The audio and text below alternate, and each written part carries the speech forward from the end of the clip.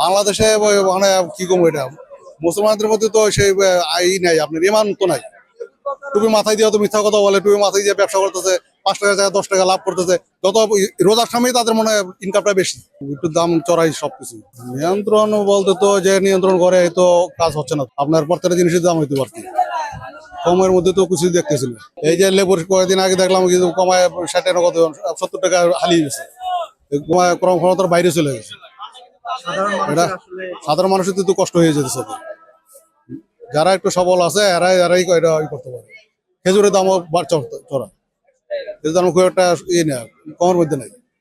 1 KG খেজুর কিনলে আমরা 800 টাকা নিয়ে যাবো, আধা কেজি খেজুর নিচ্ছে আপনার 350 টাকা নিচ্ছে। বাংলাদেশে মানে কি কম এটা মুসলমানদের মধ্যে তো সেই আই নাই, আপনার ইমান তো নাই। টুপি মাথায় দিয়ে তো মিথ্যা কথা বলে, টুপি মাথায় দিয়ে ব্যবসা করতেছে, 5 টাকা জায়গায় 10 টাকা লাভ করতেছে। যত রোজার সময় তাদের মনে হয় ইনকামটা বেশি অন্যান্য এর তুলনায়, মানুষের কষ্ট দিয়ে তারা ইনকাম করে বেশি। এটাই হলো তাদের মূল কথা। রোজা আসলে সবসময় প্রত্যেকটা জিনিসের দাম বেড়ে থাকে, জিনিসপত্র পাওয়া যায়, সংকট তো নাই।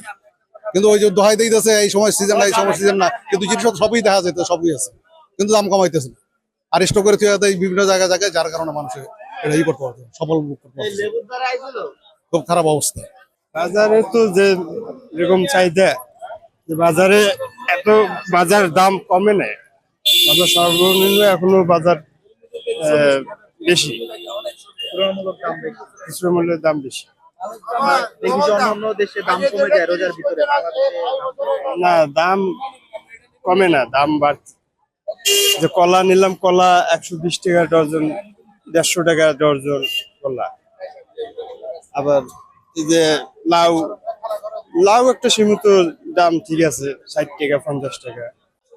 বাজারে সব জিনিসের চড়া মূল্য, কোনো জিনিসেরই দাম কম নাই। মনে করেন খেজুর 400 টাকা 300 টাকার নিচে কোনো খেজুর নাই। তারপরে এই আলু দামটাই খালি কম আছে, আলু 20 টাকা, পেঁয়াজের কেজি 50 টাকা। সব জিনিসের চড়া দাম। মুরগি 180 টাকা ব্রয়লার মুরগি। না না, সাধারণ মানুষ খাইয়ে যে ইফতার কিছু জোগাড় করার মতন কায়দা নাই। আপনার 1 কেজি খেজুর যদি কিনতে 400 টাকা দিয়া, একজন মানুষ ডেলি বেতনে পায় কত?